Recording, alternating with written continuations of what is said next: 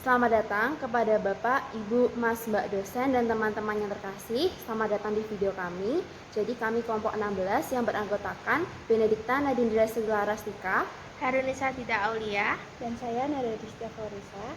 Di video kali ini kami akan menilik ketimpangan pendidikan di Indonesia dengan perspektif Gunnar Myrdal. Selamat menyaksikan.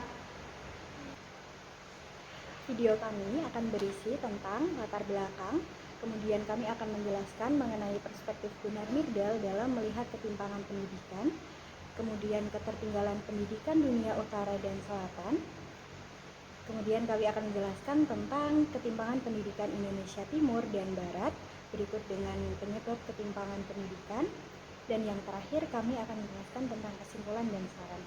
Baik, bagian yang pertama adalah latar belakang. Mengapa akhirnya kami menggunakan perspektif Gunnar Myrdal dan mengangkat topik mengenai pembangunan di bidang pendidikan adalah yang pertama, kami rasa pendidikan merupakan instrumen yang penting dalam pembangunan suatu negara. Kemudian pendidikan merupakan salah satu sarana peningkatan kualitas masyarakat. Yang kedua, karena kami rasa terdapat spatial inequality dalam pembangunan pendidikan, khususnya di Indonesia, sehingga teori tersebut masih relevan dengan kasus ketimpangan pendidikan yang terjadi saat ini. Myrdal juga telah menyinggung soal pendidikan di bukunya yang berjudul Asian Drama pada chapter 24 hingga 26. Baik, selanjutnya kita akan melihat perspektif Gunnar Myrdal dalam melihat ketimpangan pendidikan. Nah, menurut Dita gimana nih, Dit? Nah, jadi Myrdal itu berpendapat bahwa negara Asia atau negara berkembang tidak akan mampu mengejar negara maju. Kenapa? Karena negara Asia itu masih memiliki banyak permasalahan yang harus dibenahi. Saat negara berkembang ingin mencapai pendidikan seperti negara maju, realisasinya sangat lambat sehingga negara maju sudah terlanjur semakin di depan dan negara berkembang tidak akan mampu mengejarnya. Lalu Myrdal juga berpendapat jika pendidikan otoriter warisan kolonial masih mengakar. Pelajar diajari hanya untuk mengikuti tuntutan yang kaku, bukan aktif dan kreatif. Akibatnya, pelajar dari daerah tertinggal cenderung mencari ilmu di Jawa dan bekerja di Jawa, terutama birokrasi, dan tidak banyak yang ingin kembali ke daerah asalnya untuk membangun daerahnya, sehingga sulit bagi daerah yang tertinggal untuk mengembangkan pendidikannya sendiri di daerahnya. Lalu bagaimana ketertinggalan pendidikan dunia selatan dari dunia utara? Hampir semua negara yang menempati survei tersebut merupakan negara berkembang. Lalu apa sih penyebabnya? Tidak majunya pendidikan di dunia selatan bersinggungan erat dengan pembangunan ekonomi di negara selatan yang tidak setara dengan dunia utara. Myrdal berpendapat bahwa Asia Selatan tidak akan mampu mengejar negara maju dengan proses yang lambat, karena hambatan yang harus diatasi dalam perencanaan pembangunan mereka termasuk jumlah penduduk. Lalu bagaimana sih ketimpangan pendidikan Indonesia Barat dan Timur? Mungkin Nada bisa menjelaskan? Dapat dilihat dari data BPS Susenas pada Maret 2020, angka partisipasi sekolah yang terendah terdapat di Provinsi Papua, yang mana merupakan Indonesia bagian timur, dengan besaran 82,25%. Kemudian yang tertinggi terdapat di Provinsi Daerah Istimewa Yogyakarta dengan persentase 99,76%, yang mana merupakan Indonesia bagian barat. Dan jika dilihat dari angka buta huruf, menurut data dari BPS, dapat dilihat bahwa 3 provinsi dengan persentase penduduk buta huruf tertinggi berasal dari Indonesia Timur. Yang pertama adalah Papua dengan persentase 36,31%, yang kedua adalah NTB dengan persentase 16,48%, dan yang ketiga adalah Sulawesi Barat dengan persentase 10,33%. Beberapa daerah di Indonesia Timur juga masih memiliki persentase penduduk buta huruf yang lebih dari 5%, diantaranya adalah NTT dengan persentase 10,13%, Gorontalo 5,05%, Sulawesi Tenggara 6,76%, dan Papua Barat sebesar 7,35%. Dan jika dilihat, hingga saat ini masih terdapat ketertinggalan pendidikan di daerah 3T. Daerah 3T merupakan daerah yang terdepan, terluar, dan tertinggal. Dapat dikatakan daerah ini masih membutuhkan perhatian dalam pembangunan di berbagai sektor kehidupan, termasuk di bidang pendidikan. Permasalahan pendidikan yang sering dihadapi oleh masyarakat 3T adalah terbatasnya jangkauan pendidikan bagi seluruh lapisan masyarakat, seperti daerah rural dan wilayah pelosok. Keterbatasan akses pendidikan mengakibatkan tingginya ketimpangan penerima layanan pendidikan di usia sekolah. Kondisi pendidikan di daerah 3T sangat jauh jika dibandingkan dengan pendidikan di daerah Jawa. Sarana prasarana di daerah 3T juga belum terpenuhi dengan maksimal, terkhusus pada fasilitas teknologi, yang mana masih banyak daerah 3T yang masih belum terjangkau internet serta minimnya fasilitas penunjang seperti perpustakaan dan laboratorium. Berikut ini merupakan beberapa masalah pendidikan yang sering dihadapi di daerah 3T. Salah satunya adalah kualitas dan kualifikasi pendidikan tenaga pendidik yang bertugas di daerah 3T tergolong rendah. Kemudian tidak terpenuhinya fasilitas pendidik yang bertugas di daerah 3T. Kemudian penganggaran dana BOS yang tidak efisien di daerah 3T dan penganggaran insentif yang tidak adil dan tidak merata, serta tidak adanya realisasi kepastian kenaikan pangkat istimewa bagi tenaga pendidik yang mengabdi di daerah 3T. Nah, kemudian apa sih yang menyebabkan ketimpangan pendidikan itu terjadi? Nah, mungkin Nadine boleh dong dijelasin. Oke, makasih ya Nada. Jadi di sini saya akan menjelaskan apa penyebab dari ketimpangan itu. Menurut Myrdal sendiri ada 4 hal yang menyebabkan ketimpangan. Yang pertama itu aspek historis, kedua rasionalitas, ketiga tenaga pendidik, dan yang keempat itu adalah fasilitas. Nah, untuk aspek historis sendiri di negara barat itu mereka kebanyakan adalah negara yang tidak dijajah atau mereka posisinya sebagai penjajah.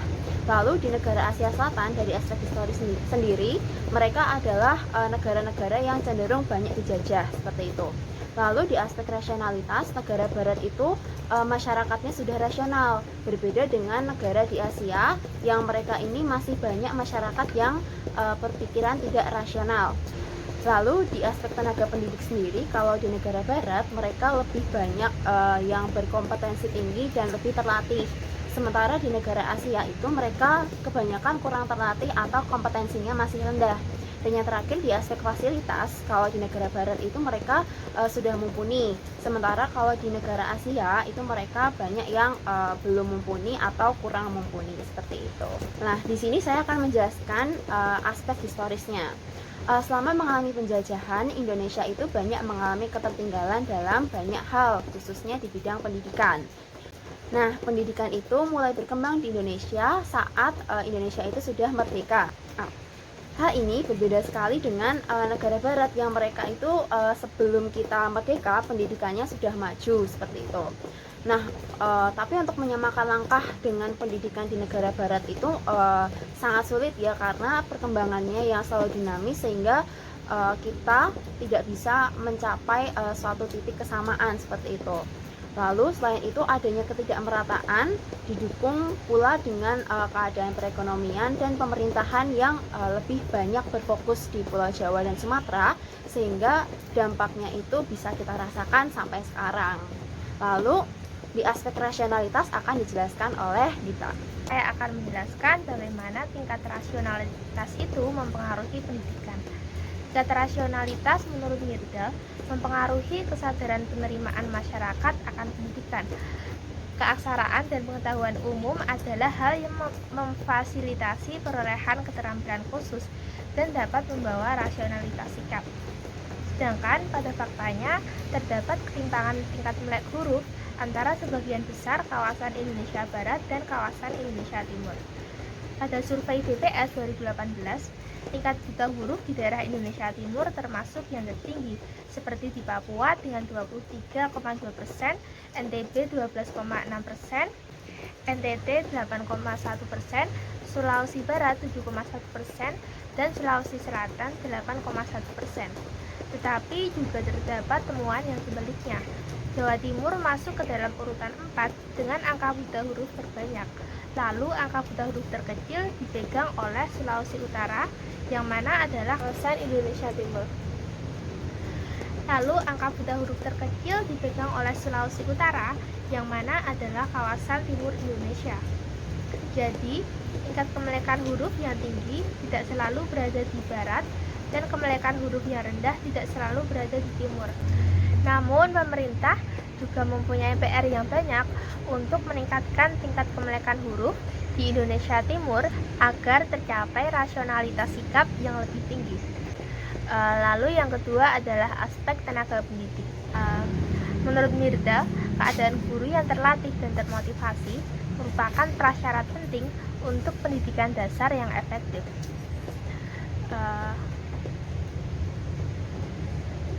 Namun faktanya di Indonesia, tenaga pendidik yang berkualitas masih terkonsentrasi di Pulau Jawa. Di kawasan Indonesia Timur masih terdapat banyak guru sekolah dasar yang berpendidikan di bawah S1, seperti di Papua, yaitu dengan guru yang berpendidikan di bawah S1 sebanyak 41%, di NTT 26%, di NTB 19%, di Maluku 34%, dan di Maluku Utara sebanyak 45%. Penyebab kurangnya motivasi guru memasuki pedalaman kawasan Indonesia Timur adalah karena belum maksimalnya dukungan kesejahteraan keamanan serta minimnya sarana dan prasarana sekolah. Contohnya adalah kasus baru-baru ini, yaitu teror KKB yang menyasar pada guru-guru di pedalaman Papua, yang mengisyaratkan bahwa keamanan para guru di pedalaman belum terjamin. Kondisi ini diperparah dengan sikap tradisional para perempuan yang bekerja jauh dari keluarga dan perempuan lajang yang sulit bekerja sebagai guru di pedalaman.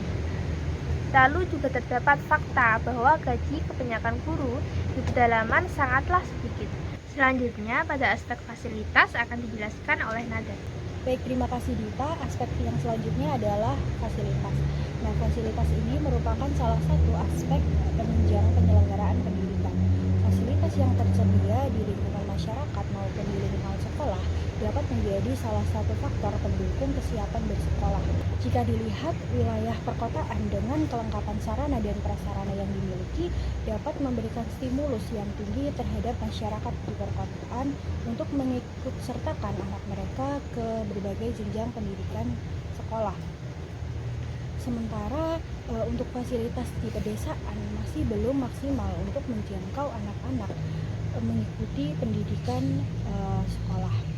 Nah, di sini fasilitas dari lingkungan masyarakat menjadi salah satu penunjang pendidikan.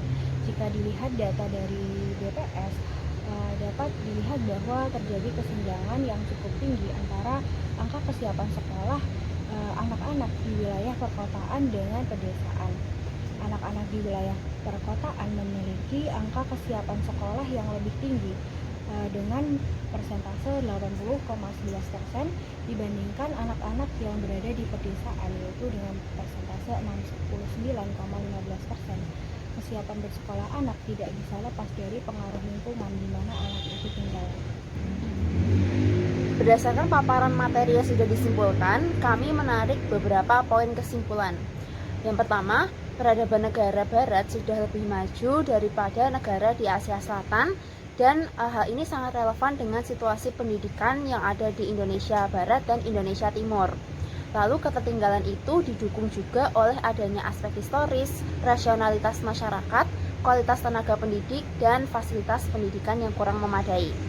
Lalu adanya pembangunan yang bersifat Jawa sentris juga berakibat pada ketidakmerataan pendidikan di Indonesia. Hal ini berdampak pada hasil sumber daya manusia yang akan dicetak, sehingga pembangunan di Indonesia ini jika hasil SDM-nya kurang mumpuni maka akan mengalami hambatan dan kurang pesat. Untuk itu, kami memberikan saran. Yang pertama, kebijakan pendidikan harus dapat mencakup seluruh masyarakat Indonesia serta dapat dimanifestasikan dengan optimal.